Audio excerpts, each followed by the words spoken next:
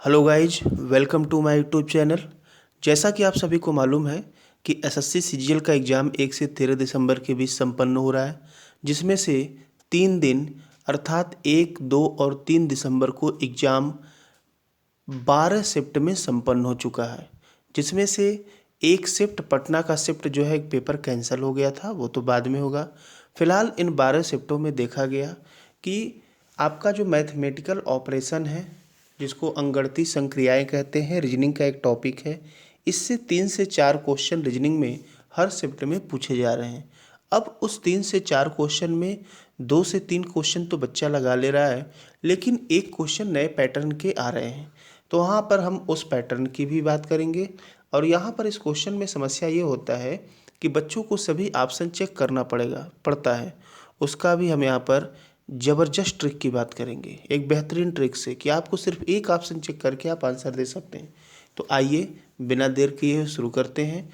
आप लोग एग्ज़ाम से पहले इस पैटर्न को अवश्य देखें, और देखने के बाद यदि आपको अच्छा लगता है हमारे द्वारा बताए गए नियम और कॉन्सेप्ट, तो आप अपने मित्रों के सभी ग्रुप में शेयर अवश्य करें, ये आपसे रिक्वेस्ट है। तो चलिए बिना देर किए हुए शुरू करते हैं। देखिए, यहाँ पर पहला क्वेश्चन दिया गया है। अभी हम आसान क्वेश्चन लिए हैं, उस क्वेश्चन की भी बात करेंगे जो कि नए पैटर्न के आ रहे हैं अभी आगे। यहाँ पर सही सेट का चयन करना है, मतलब यहाँ पर क्या रखा जाए, कौन सा इसमें से रखा जाए जिससे कि ये आंसर सही हो जाए। तो ध्यान से सुनिए, ऐसे प्रश्न में जो ये अंगगणितीय संक्रियाएं होती हैं, सबसे अधिक आपको फोकस करना है किस पे? डिवाइड पे। और दूसरे नंबर पे फोकस करना है मल्टीप्लाई पे। यदि बच्चा ये बात समझ गया तो फिर उसको लगाने में कोई दिक्कत नहीं है। जहाँ पर इस क्वेश्चन को लोग 2 मिनट 1.5 मिनट में डील करते हैं, हमारे द्वारा बताए गए कॉन्सेप्ट से आप मात्र 10 सेकंड में इसको डील करके आगे बढ़ जाएंगे। ये बड़ी बात होती है। और 1 घंटे में 100 क्वेश्चन भी डील करना है तो ये भी बड़ी बात है। टाइम मैनेजमेंट की बड़ी बात है। तो आइए देख लेते हैं। सबसे पहले हमने क्या बताया, point to be noted, divide को फोकस करना है। अब सोचिए, यहाँ पर चिन्ह दिए गए, क्या यहाँ पर डिवाइड रखने से डिवाइड होगा? नहीं। यहाँ पर रखने से होगा? नहीं। यहाँ पे रखने से होगा? नहीं। लेकिन लास्ट में जो 12 और 6 दिया गया है, अगर डिवाइड यहाँ पर रखेंगे तो 6 दूना 12 यहाँ पर डिवाइड हो जाएगा। हो जाएगा भाई। तो देखिए, इसमें लास्ट में डिवाइड कहाँ है? सी वाले में है। लेकिन ऐसा नहीं करेंगे कि इसको आंसर हम क्लिक कर देंगे। अब ध्यान से सुनिए, एक हमको गेस मिल गया कि पहले हम इसको चेक कर लें। तो आइए चेक कर लेते हैं। पहले भाग देंगे, 6 दूना 12 आपको 2 मिल गया। अब इसके बाद भाग के पहले क्या है? माइनस है, माइनस लगा लीजिए। अब उसके बाद गुणा करते हैं, तो 7 में 3 का गुणा कर दें, कितना हो गया भाई? 21। और उसके बाद प्लस है, प्लस लिख लीजिए, 10 लिख लीजिए। बात समझ में आई? 10 में से 2 गया 8, और 21 8 हो गया 29। तो इस तरह से हम चेक करते हैं तो आंसर हमको मिल गया। अब ये वेरीफाई हो गया, क्लेरिफाई हो गया कि इसका सही आंसर सी होगा। लेकिन यदि हमको ये कॉन्सेप्ट नहीं मालूम है तो हम क्या करेंगे? बच्चा 2 चीज़ अपनाता है, या तो स्टार्टिंग से चेक करता है या तो लास्ट से चेक करता है। अब इस कंडीशन में आप सोचिए, यहाँ पर हमारे द्वारा कॉन्सेप्ट बताए गए कॉन्सेप्ट से आप मात्र एक ही चेक किए, आपको आंसर आ गया। लेकिन पहला लास्ट से यदि आप चेक करते हैं तो आपका टाइम एग्जाम में वेस्ट होता, और टाइम मैनेजमेंट की बहुत बड़ी बात होती है। अगले प्रश्न को देख लेते हैं। अगला यहाँ पर प्रश्न दिया गया है कि किसको बदलने से यहाँ पर ये पैटर्न आपका सही होगा। तो अब देखिए, प्लस और गुणा को पहले करा, गुणा को आप यहाँ ले आएंगे, आप खुद सोचिए, तो 23 दिया 69 हो जाएगा, हमको 45 ही चाहिए। और प्लस करेगा तो ऑलरेडी एक्स्ट्रा हो गया, पहला दूसरा दोनों कैंसिल हो गया। अब प्लस गुणा को फिर से यहाँ कन्वर्ट कर दिए तो फिर से वही बात हो जाएगी। मतलब यहाँ पर हमको आगे बढ़ने की आवश्यकता नहीं है। ठीक है, आगे देखते हैं। और यहाँ पर देखिए, तीसरे वाले प्लस और गुणा और माइनस दिया है, तो माइनस तो इसमें दिया ही नहीं गया है, तो ऑप्शन डी हो जाएगा। आपको चेक करने की आवश्यकता नहीं, आप देख के लगा सकते हैं। क्लियर है? क्रांति कलम से नहीं, माइंड से होती है। आगे बात कर लेते हैं। यहाँ पर ये अर्थ दिया गया है अलग अलग, किसका क्या अर्थ हो रहा है, तो इसको सॉल्व करना है। तो बाडमास रूल आपको ध्यान रखना है। बाडमास रूल के अकॉर्डिंग आपको इसको सॉल्व करना है। बड़े ही आसान तरीके से सॉल्व कर सकते हैं।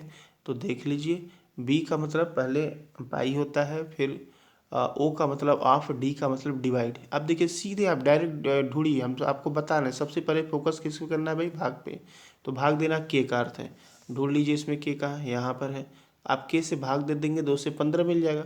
अब गुणा ढूंढ लीजिए कहाँ है, जे का अर्थ है गुणा, यहाँ पर दिख रहा है 3 और जे 6, तो 3 छक कितना हो गया 18।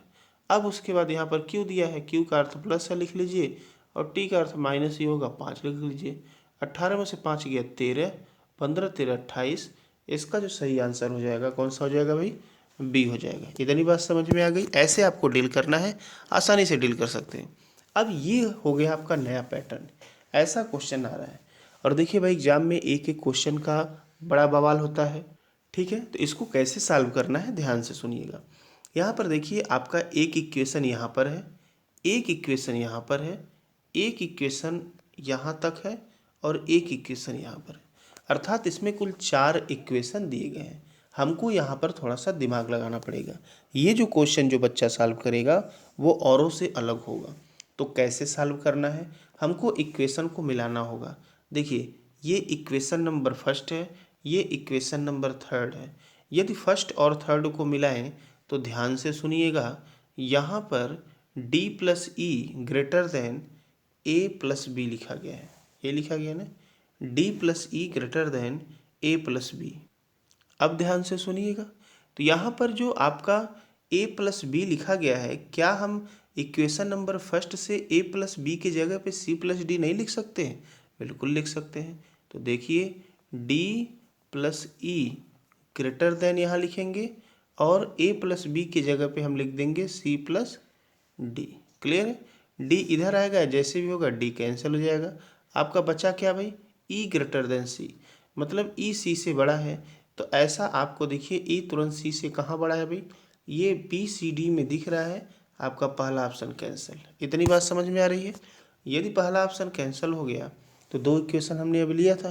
अब हम क्या करते हैं, पुनः ऑप्शन ये इक्वेशन 1 और इक्वेशन ये जो फोर्थ है, इन दोनों को लेकर सॉल्व करेंगे। देखिए यहाँ भी सी प्लस डी है, यहाँ भी सी प्लस डी है, तो वैल्यू रखेंगे।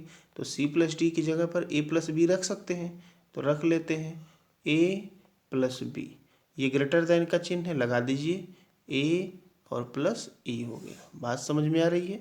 ए कैंसिल, बी बड़ा है ई से, मिल गया। यदि बी बड़ा ई से है तो ऑप्शन डी भी कैंसिल हो गया, बी बड़ा ई डायरेक्ट यहाँ दिया गया है। अच्छा चलिए, आपका ऑप्शन पहला और चौथा हो गया कैंसिल। अब हमको एक और तरीका अपनाना पड़ेगा। हम लेते हैं यहाँ पर बी ग्रेटर देन ई मिल गया है, और यहाँ पर हम ले लेते हैं ऑप्शन नंबर, अभी तक थर्ड का यूज नहीं किए हैं, तो यहाँ पर ऑप्शन नंबर हम थर्ड ले लेते हैं और बी ग्रेटर देन ई ले लेते हैं। तो देखिए यहाँ पर दिया गया है ऑप्शन नंबर थर्ड में डी और प्लस ई ग्रेटर देन ए प्लस बी। ठीक, ध्यान से सुनिएगा। और पहले भी हम लगा चुके हैं कि बी ग्रेटर देन ई, मतलब ये वाला जो बी है ये ई से बड़ा है। इन दोनों को जोड़ेंगे तो इससे ये बड़ा मिलेगा। तो क्या हम बी की जगह पे ई लिख सकते हैं? यदि बी की जगह पर ई लिखेंगे, क्योंकि बी ग्रेटर देन ई हमको मिला है, अर्थात बी ई से बड़ा है, तो उस कंडीशन में ई बी से छोटा है। तो अगर ए प्लस बी की वैल्यू से ये वैल्यू बड़ी है तो बी से छोटा वैल्यू रखेंगे तो भी यहाँ बड़ा होगा। तो हम बी की जगह पे क्या रख दिए, ई रख दिए।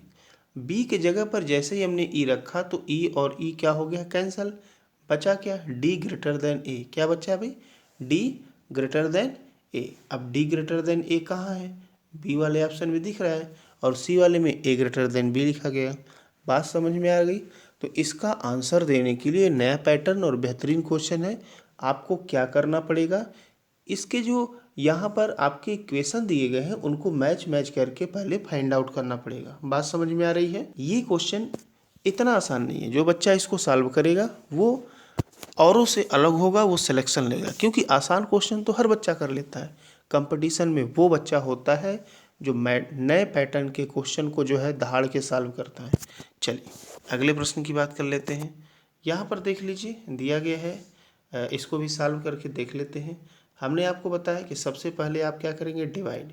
यहाँ पर देखिए विभाजित दिया गया है, डॉलर दिया गया है। डॉलर कहाँ है, यहाँ पर है।